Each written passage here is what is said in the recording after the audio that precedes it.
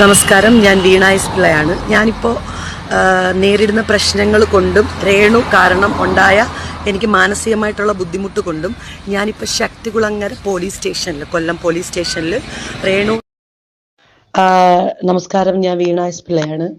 ഞാൻ സുധിയുടെ വൈഫ്, ഇപ്പം നിലവിലുള്ള വൈഫ് രേണുവിനെതിരെ ശക്തികുളങ്ങര പോലീസ് സ്റ്റേഷനിൽ എനിക്കൊരു കംപ്ലൈൻറ്റ് കൊടുക്കേണ്ടതായിട്ട് വന്നു.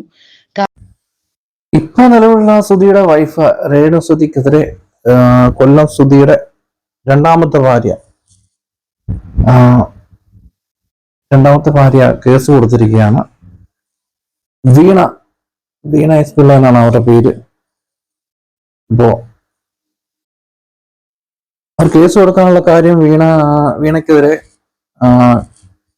നമ്മുടെ രേണു സുധി ഇന്റർവ്യൂസുകളിൽ വന്ന് ഇവര് വിവാഹം ചെയ്തിട്ടില്ലെന്നും സുധിക്ക് ഇവരിൽ മക്കളില്ലെന്നും അല്ലെങ്കിൽ മക്കളുണ്ടായിട്ടില്ലെന്നും അങ്ങനെയൊക്കെ പറഞ്ഞ് സ്ത്രീകൾക്ക് വേദന ഉണ്ടാകുന്ന തരത്തിലുള്ള സംസാരങ്ങളൊക്കെ അവര് ഇന്റർവ്യൂസുകളിൽ പറയുന്നു. എന്താ പറയാ, അവര് വെപ്പാട്ടിയെ പോലെ ആയിരുന്നു എന്നൊക്കെ. ആ രീതി കല്യാണം കഴിച്ചിട്ടില്ല, കൂടെ ജീവിക്കാൻ എന്തൊക്കെയാണ് ഇവര് പറയുന്നത്. അങ്ങനെയൊക്കെ പറഞ്ഞുകൊണ്ടാവാം രേണു സുധിക്കെതിരെ വീണ കേസ് കൊടുത്തിരിക്കുകയാണ്. ഇപ്പോ പല ചാനലുകളും പറയുന്നത് ഈ രേണു സുധിക്ക് എന്തെങ്കിലും ബിഗ് ബോസിൽ എന്തെങ്കിലും ഒരു വരാൻ ചാൻസ് എന്തെങ്കിലും ഉണ്ടെങ്കിൽ അത് ഇല്ലാണ്ടാവുമെന്നാണ് പലരും പറയുന്നത്, പല ചാനലുകളും പറയുന്നത്. എനിക്കത് കേട്ടപ്പോൾ ഒരു വിഷമം തോന്നി. കാരണം രേണു സുധി എന്ന് പറയുന്നത് ചിലപ്പോൾ ഒരു ബിഗ് ബോസിന് പറ്റിയൊരു ആളായിരിക്കും. കാരണം ഒരുപാട് കഥകൾ, സ്റ്റോറികളൊക്കെ ആയിട്ടായിരിക്കും അവർ വരുന്നത്. പിന്നെ നല്ല ദേഷ്യം വരുന്ന അല്ലെങ്കിൽ പ്രതികരിക്കുന്ന ഒരു ആളാണ്. അപ്പൊ ആ ഒരു ദേഷ്യം, ആ ഒരു ഇതൊക്കെ വെച്ച് എങ്ങനെ ഒരു ബിഗ് ബോസിൽ എങ്ങനെയായിരിക്കും എന്ന് അറിയാൻ നമുക്കൊരു ആകാംക്ഷയുണ്ട്. സമർ മീഡിയ അതുപോലെ നമ്മുടെ മൂപ്പൻസ് വ്ളോഗൊക്കെ അതിലേക്ക് വന്നു കഴിയുമ്പോൾ അവരൊക്കെ എങ്ങനെയായിരിക്കും ഇവരെ കുറിച്ചൊക്കെ പറയുന്നത്, അതൊക്കെ കേൾക്കാൻ നമുക്ക് ഇങ്ങനെ കാത്തിരിക്കുകയാണ്. അപ്പൊ ആ ഒരു ചാൻസ് ഇവർക്ക് ഇല്ലാണ്ടാവുമോ, അല്ലെങ്കിൽ ഇവർക്കെതിരെ ഇങ്ങനെ നിരന്തരം കേസുകൾ വന്നു കഴിഞ്ഞാൽ അവര് ബിഗ് ബോസിൽ നിന്ന് പുറത്താവുമോ എന്നൊക്കെ ഓർത്തിട്ട് കഞ്ഞി കുടിക്കാൻ പോലും തോന്നില്ല, കഴിച്ചിട്ടൊന്നും ഇറങ്ങുന്നില്ല. രേണു ചേച്ചിയോട് എനിക്ക് ഒന്നേ പറയാനുള്ളൂ, രേണു ചേച്ചി ഇങ്ങനെയുള്ള വിവാദങ്ങളൊക്കെ ഉണ്ടായിക്കുള്ളൂ, പക്ഷെ നമുക്ക് ബിഗ് ബോസ് നഷ്ടമാവരുത്. ചിലപ്പോൾ ചേച്ചി ചോദിക്കുന്ന പൈസ തരാൻ ചിലപ്പോൾ തയ്യാറായെന്ന് വരും. അതൊക്കെ ഇല്ലാണ്ടാക്കി ചേച്ചി സങ്കടത്തിലാക്കരുത്.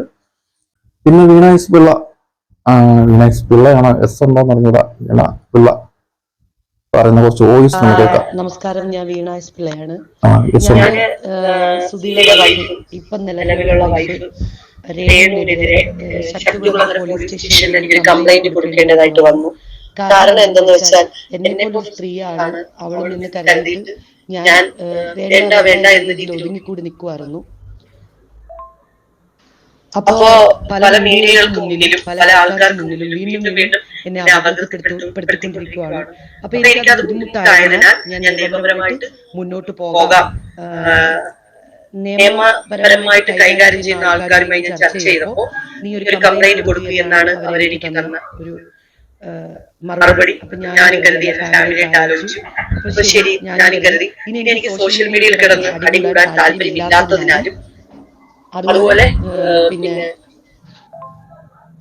ഇന്റർവ്യൂസുകൾ കൊടുക്കുക, പിന്നെ മറ്റുള്ളവർക്ക് മോശമായിട്ട് ബിഹേവ് ചെയ്യുക, പിന്നെ ഇന്റർവ്യൂസിൽ കയറി നിന്നിട്ട് എന്തുവാ എനിക്ക് നിങ്ങൾക്ക് വലിച്ചു ഒട്ടിക്കാൻ പാടില്ലേ, എനിക്ക് സുധിച്ചേട്ടൻ അവർക്ക് കൊച്ചുങ്ങളൊന്നും ഇല്ലല്ലോ, എനിക്കാണ് കൊച്ചുങ്ങളുള്ളത്, അത് കൊച്ചുങ്ങൾ ആർക്ക് വേണമെങ്കിലും ഉണ്ടാവും, അതിനൊരു പാഠമില്ല.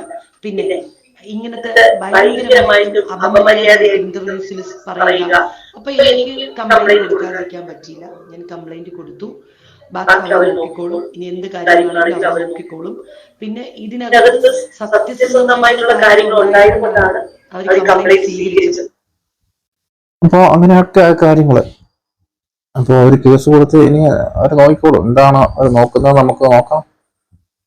അപ്പൊ എനിക്ക് ഇതിൽ പറയാനുള്ളത്, ഇവർക്കെതിരെ കേസ് കൊടുത്ത കാര്യങ്ങളൊക്കെ നല്ല കാര്യം തന്നെയാണ്. ഈ വീണ കൊടുത്ത നല്ലതാണ്.